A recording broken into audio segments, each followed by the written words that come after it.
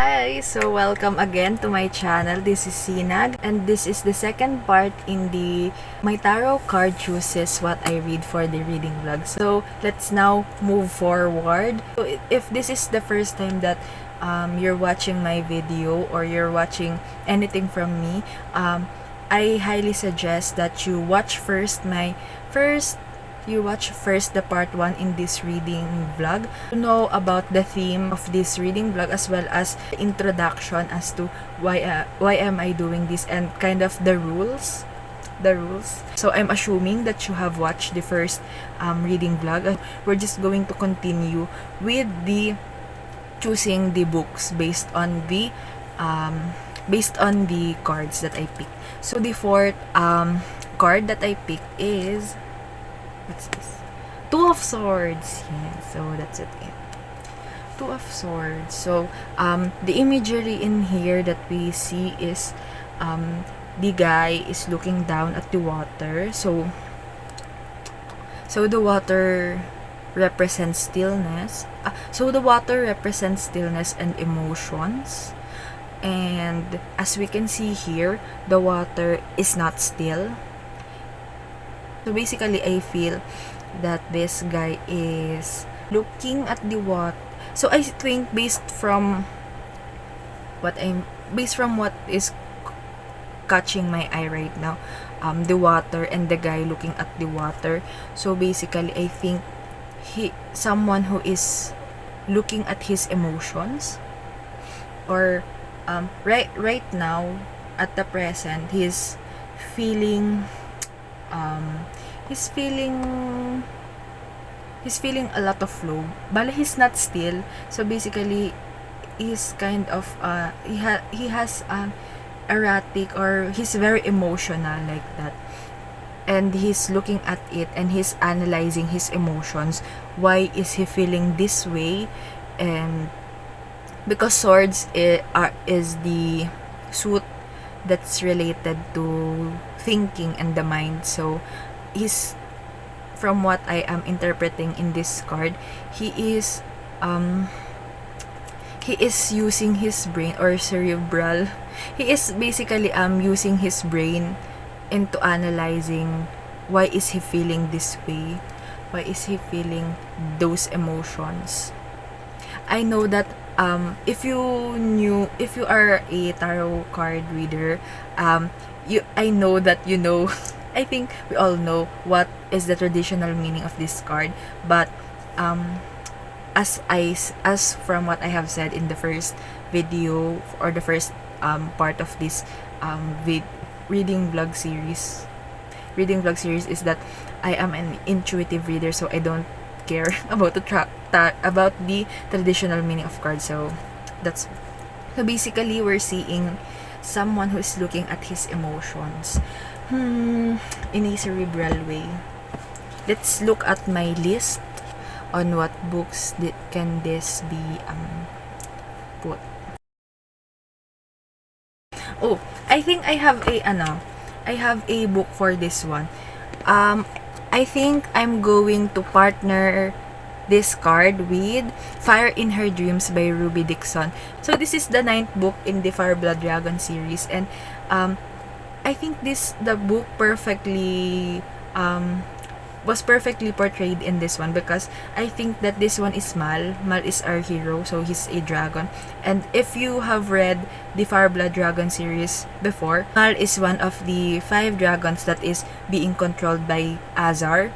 So basically, they are in a catatonic kind of state, and basically, Azar is the one who's controlling their brain. So, and in this book, basically, Mal somehow whenever he smells, I think, because I'm not too far in this book, but whenever he smells Jenny, our heroine, he kind of goes back to himself and pushes back Azar's control over him. So it's hard to explain this to you right now, because this is the second to the last book in the series. So yeah, I think this one perfectly depicts Mal, this guy, because this guy is looking at his emotions and kind of being detached towards it, and he's analyzing what his emotions mean and the like. So Mal is also like that because he's kind of because he's not entirely himself all the time because he's being controlled by Azar, and he's kind of there watching and analyzing what is happening, especially Jenny, and especially his reaction towards her, because he knows that she is her mate, and all of this. It's hard to explain because there's a lot of things there's a lot of things and events that already happened in the series. So if I'm going to explain this all to you, then we're going to go back to book 1, and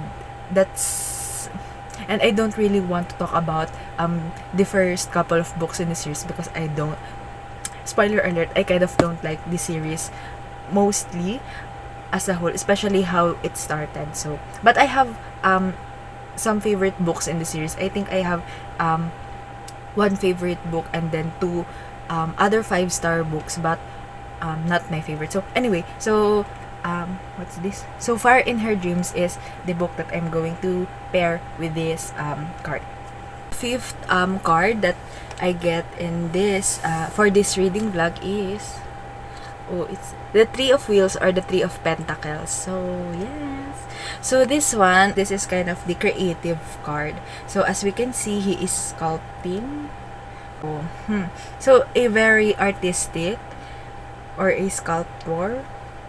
Yes, a very artistic or creative character. So let's see what book can I use for this prompt. So I have a book, but hear me out because this is kind of a stretch, but it's my vlog, so and it's my interpretation, so who cares? Anyway, so for this book, as we can see, he is creating something new, or he's creating something new based on his hobbies or capabilities. So he knows that he is a great sculptor.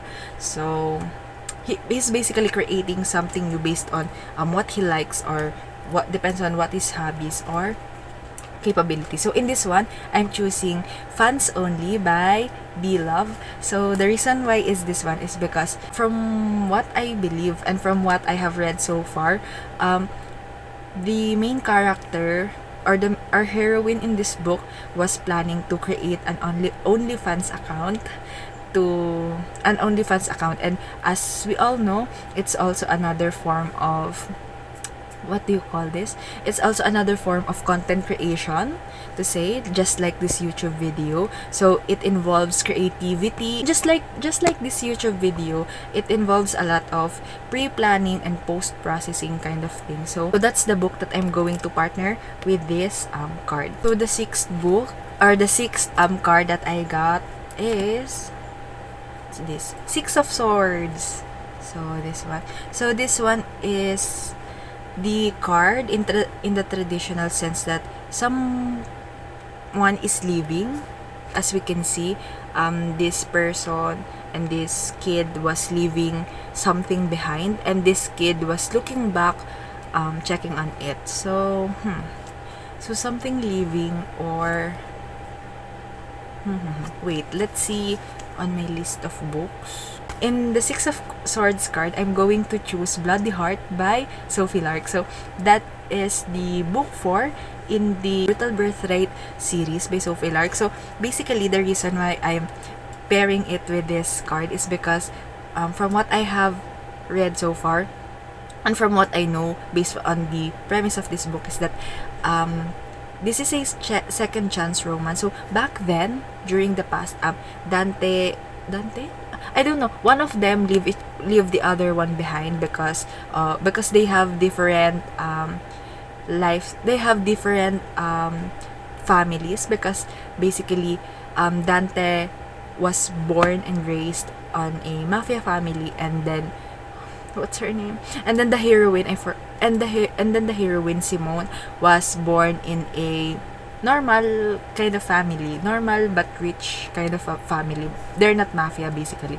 So So basically, that's what happened in the past. But then we see this kid who's looking back, and it can be an imagery to the second chance aspect of it. I'm going to connect that book with this card. That's the books that we're going to read in the second part of this reading vlog. Let's now go to the reading vlog. Hello, so I am in the 20% mark in Bloody Heart, and it's taking me a lot of time to read this one because Bloody Heart, from what I know, is a dual timeline story. So from what I have read so far, we're reading the past of Dante and Simone, and I think the other half of it will be composed of the continuation of the present situations and events that happened during the first 3 books. So right now, to be very honest with you pala, I am not a fan of dual timelines because I don't care about the past, to be very honest with you. Like, I don't care.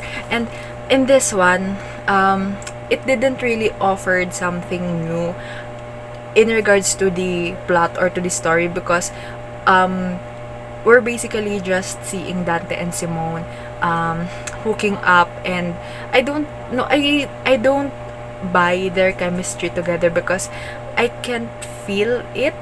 I didn't it's not realistic for me. It's not realistic, but it isn't believable for me, not because it can't happen in the real life, but because both of them, Dante and Simone, don't feel like a real couple. Like, they feel like a characters, and yeah, and I felt distant with the both of them because they don't have chemistry, and they have I think they have physical chemistry, but chemistry in terms of romantic one or emotional one, they lack of that, and that's my thoughts right now. And I don't know what's happening, but this one is also one of my anticipated reads because of the second chance romance aspect of it. But I don't like the dual timeline aspect of it. I wanted for us to go to the present right now and continue the main storyline from the present situation in their lives. Anyway, so that's my update for now. So it's really hard for me to read this one because of that, because I have contemplated on DNFing it a lot of times already because I really am not getting moved by this timeline, especially now that we're already in the chapter 9. And and for me personally, if the chapter 1 didn't hook me already, then, or didn't elicit excitement from me, then I would DNF it already. But because this is part of the Brutal Birthright series, and I already DNF the 3rd book in this series, I don't want to DNF books back to back to back to back. And I don't know, I'm kind of disappointed right now.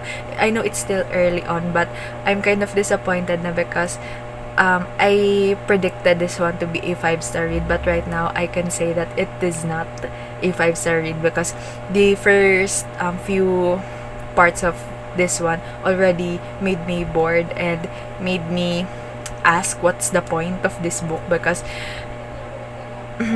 as far as I can tell, I'm in chapter 9 right now, and as far as I can tell, there's nothing really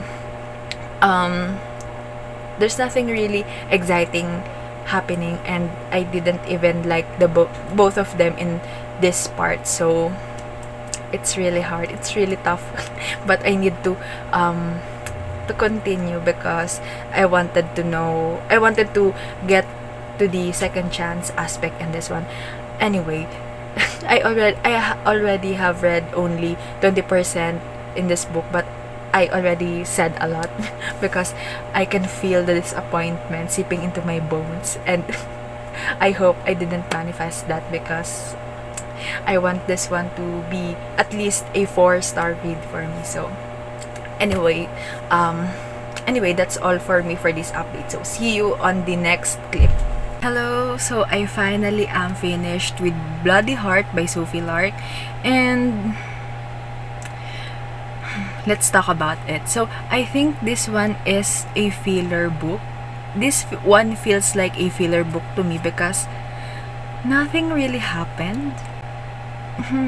I hated the first 34% in this book because that part in this book, the very first part until the 34% mark, it focuses a lot on the past between Simone and Dante, and I really don't like that.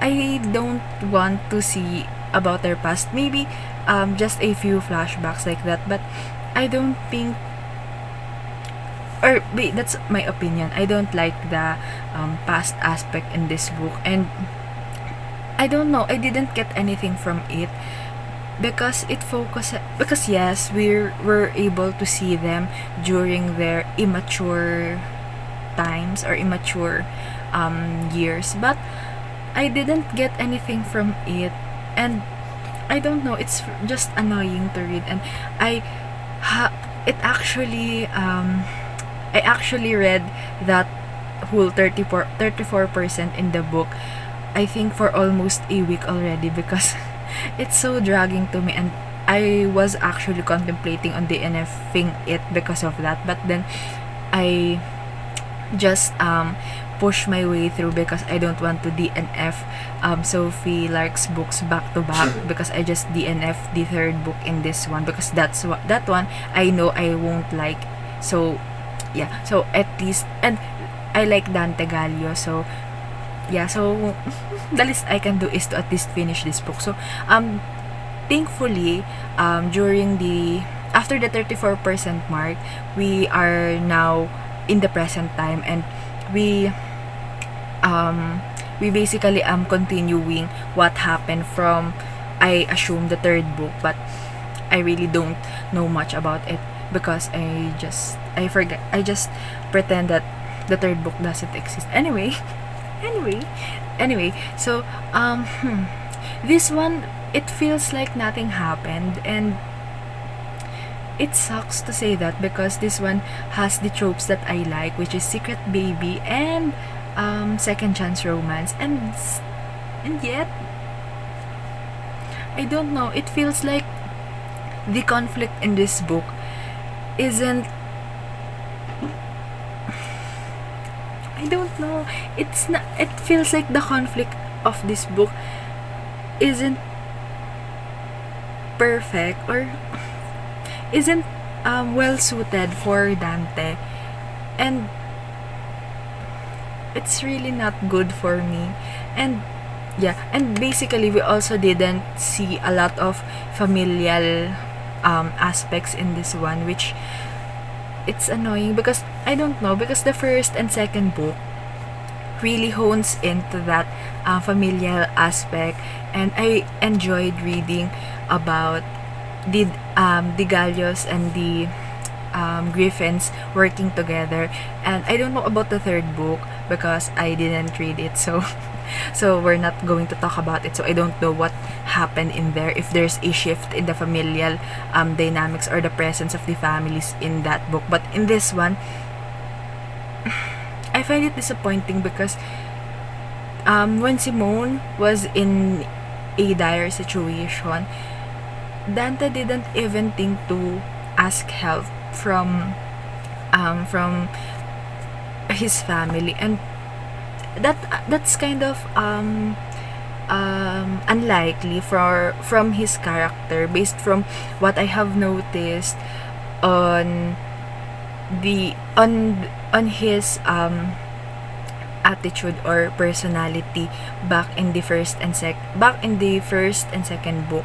And so it's that's why I don't really like this book that much because of that aspect, because I don't feel like the characters in this one, Dante especially, because he's the one we have seen from before and we kind of know more of him than Simone. But anyway, so it feels like he is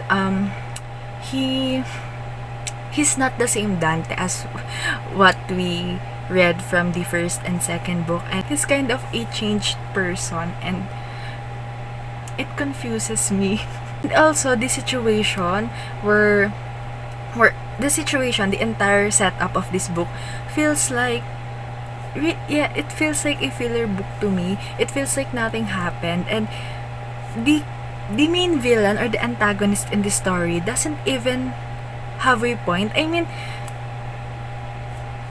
I don't know. He doesn't he doesn't have a I don't mean to say that we need to always see a backstory from this book, but because in the first and second book, the antagonists in there, we don't know much about them, but we kind of know them already. I mean, because of the fact that these people are in a mafia, so that already gave us a hint of what's the possible antagonists in those books. So, and it delivered. So even though we don't get to see more from even though we don't get to see them or to have an inclination or inkling on who are them during the first half of those books, it's still on point to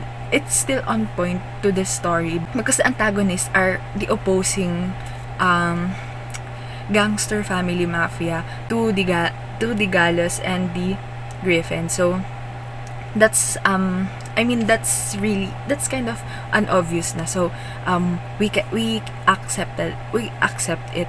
But in this one, in the fourth book, the mafia aspect, I think, did not live up. And I don't know if it's because we already have fought all the other opposing mafia family, but this one, the antagonist isn't even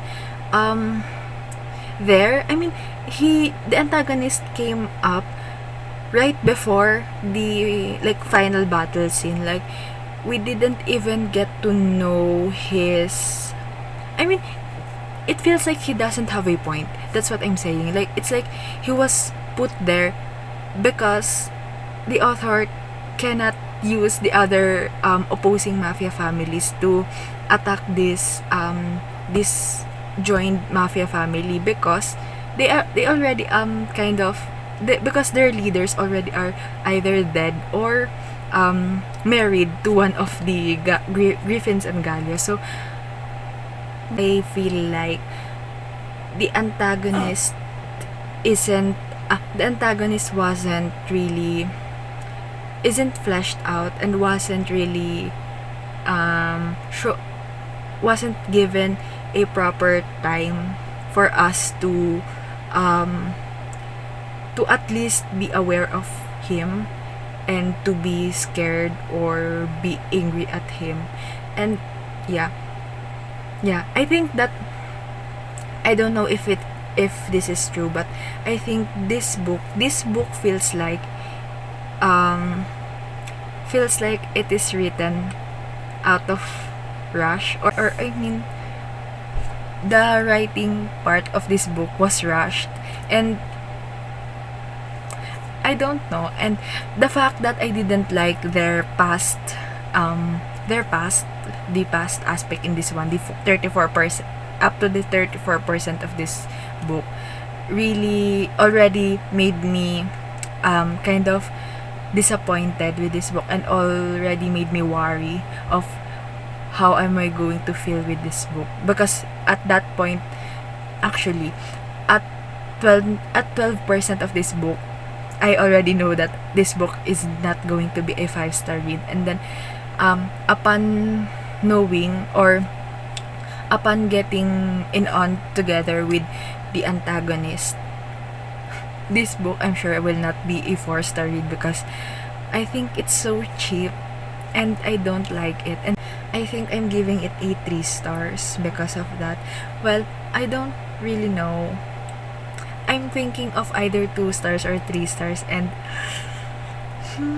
we'll see. I'm going to think about it more. And yes, so basically in this one, I don't know, this is my theory, but I hope it's not. But I think as we go on to this series, I think it's going to be less and less interesting. I hope not, but I think I think the most interesting book in this series is the first book, which is Brutal Prince, and then the second book is okay. I still give it 5 stars, but it isn't fun as the first book. It's much more darker in tones, but I still appreciate it. The third book is a no for me, and the fourth book is not that much interesting. And then I am but oh, here's the thing. Raylan in this book and Riona, I'm excited to read, and I hope this one will get the steam back. I hope that the third and fourth book just got a second book syndrome, since it's those two are in the middle of the 6 books series. So I hope that what I felt for the third and fourth book in this book will not will stay in there and not affect the next 2 books to come, because I'm kind of, though I didn't like that Dante didn't involve the family in the action scene in this one. Instead, he asked for Raylan to help him, and even though I don't like that part, I still love that we are able to see Raylan in this book. And I hope that from what I have heard from other people or other reviewers, I hope that I will also get to love Raylan more. And I really can't wait to read about Rihanna because I like her a lot.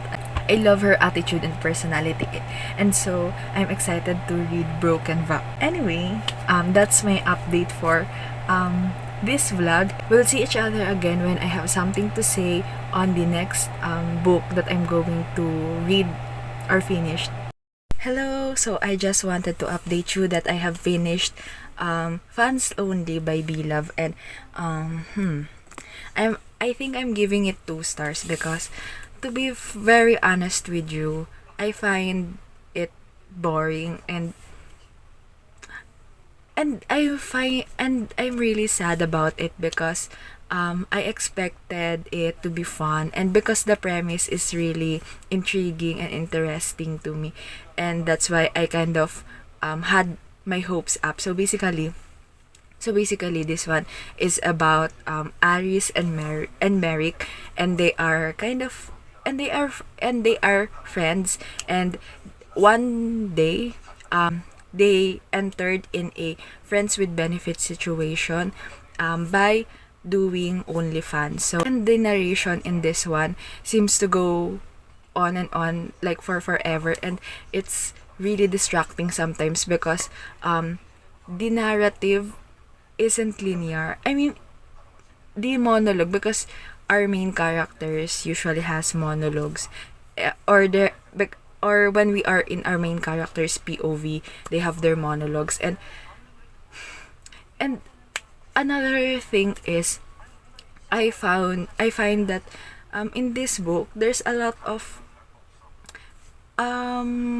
dialogues that could be cut out, or dialogues that didn't really serve anything for the narrative. And I find myself quite confused most of the time because I was thinking, what is the purpose of this information? So anyway, I think this one doesn't have the perfect balance between dialogue and narration, and I find it really, and that's why it feels like it is boring because sometimes the dialogue goes too long, and then you just question, why is it here, why are they talking about it, like it doesn't, like it's weird. So the dialogues are confusing to read and sometimes not realistic. Like I tried to read the dialogues loudly, like I'm speaking it. Some of it really is feels awkward, and then the narration sometimes it feels too long. And then the third act conflict, which involves some a form of cheating. I don't know if it's just emotional cheating or full-blown cheating, because our main character Merrick is already our main character Merrick is in a friends with benefit situation with Aris, with our heroine. And then during that time where they are doing the OnlyFans thing, he got into a relationship with another woman. And so for me, it seems like he's kind of cheating with his woman, because with Onika, because he is still doing the sexual acts with what do you call it, with Aris. I find it distasteful, and I don't like it. And also another thing that I didn't like is because this one supposed to be surrounding the OnlyFans content creation and friends with benefits situation between the two of them, but we rarely get to see it. And I don't know, it feels like it didn't live up to what it said in the premise. And yeah, so I think the title of this book isn't accurate, that as well isn't accurate to the point, isn't accurate, like 100% accurate, because because it seems like the OnlyFans situation was put in the back burner instead of it being the center focus of this book. So that's all of my update for this book, and we only have only one book left so far, In Her Dreams. So I'll update you once I have something to say about it in the next clip. Hello. So basically, I am in the 23% mark in Fire in Her Dreams, and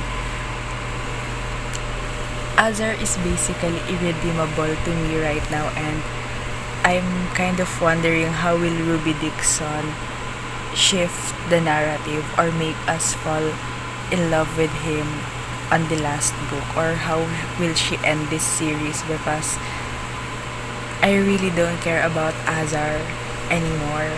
I mean, I never cared about him, but this one feels like a nail in the coffin for me. So I'm really not looking forward to reading Dark Fire anytime soon. And my prediction right now is that either I'll give it 1 star or a 5 star, no in between, because I think it's either I'm going to really love it or I'm going to really hate it. So we'll see what is going to be my feelings regarding Azar soon.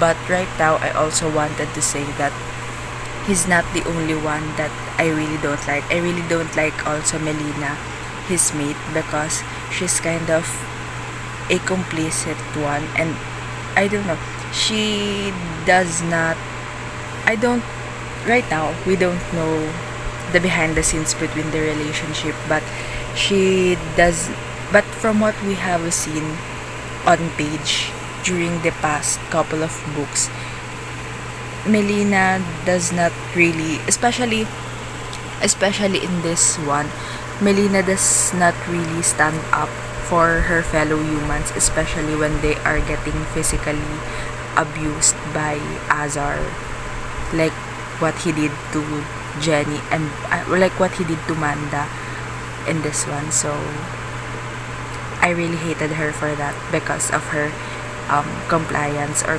complicitness to Azar, and I just hated. I don't know. I hated both of them. So we'll see.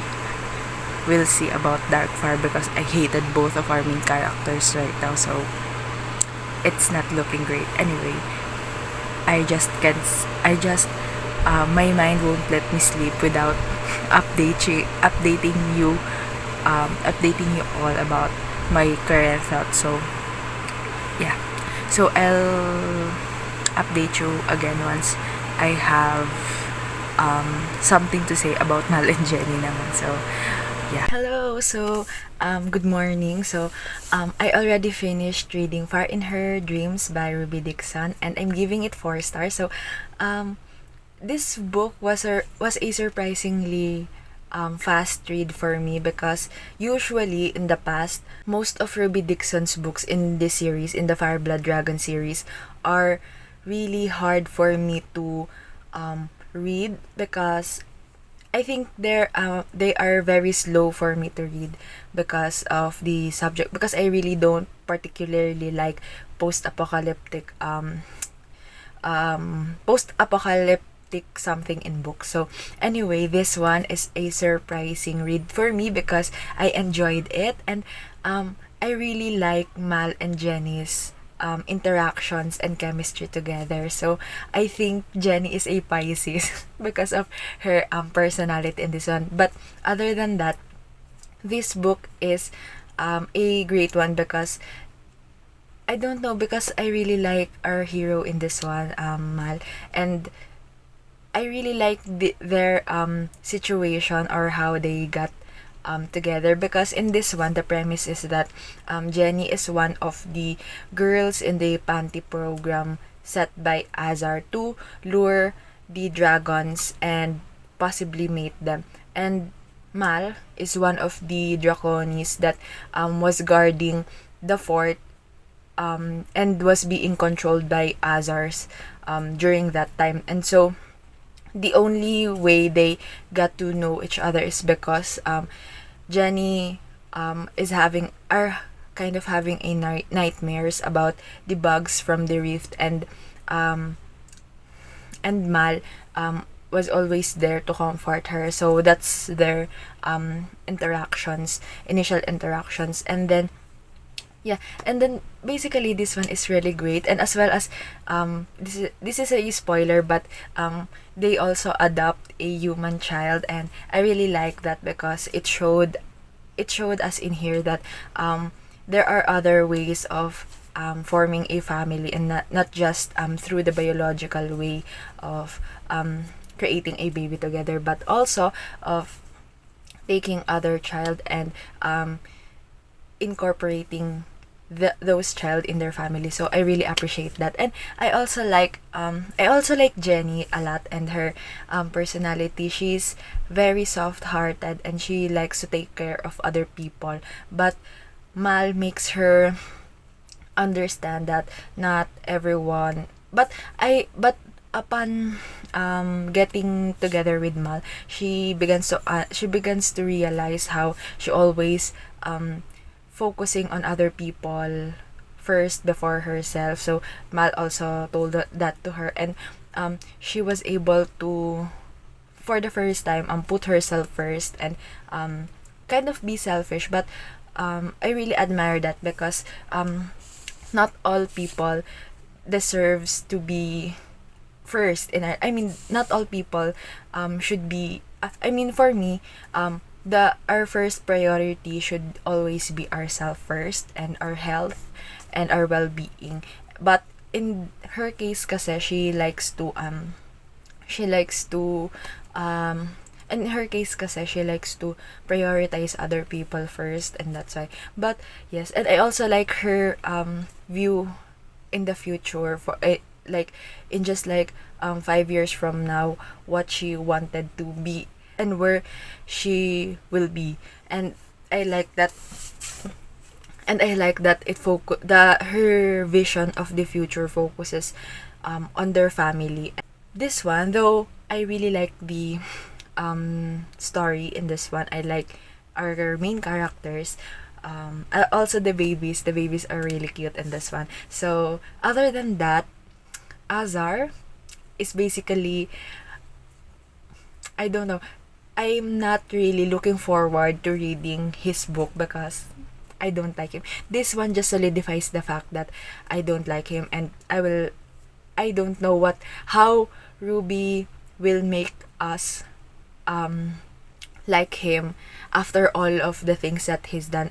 Also Melina, I don't know, as I said on the previous clip, I don't know what's behind the scenes or what's happening between them, but so far in this book, I don't like her, and she's complicit as to what he's doing, and I don't care what she says. I'm not hearing it because I hated both of them in this one, especially Azar, of course. But yes, so I also like that Gwen makes her demands heard, and she really is fighting for other people, as well as the other draconis that was held captive in their minds by Azar. So I really appreciate that. And yeah, so basically this is a very interesting and very successful read to end this vlog. So I really appreciate that. So basically that's the end of this second part in this reading vlog. I hope you enjoyed this video. Please look forward on the next vlog in this series, the part 3 in this reading vlog. So we'll see each other back then. I post every Monday and Thursday, and if you like this video, don't forget to click the like button and subscribe to my channel as well if you wanted to see more from me. And I think that's all for now. So that's all, and let's see each other on the next part in this reading vlog series. Bye bye.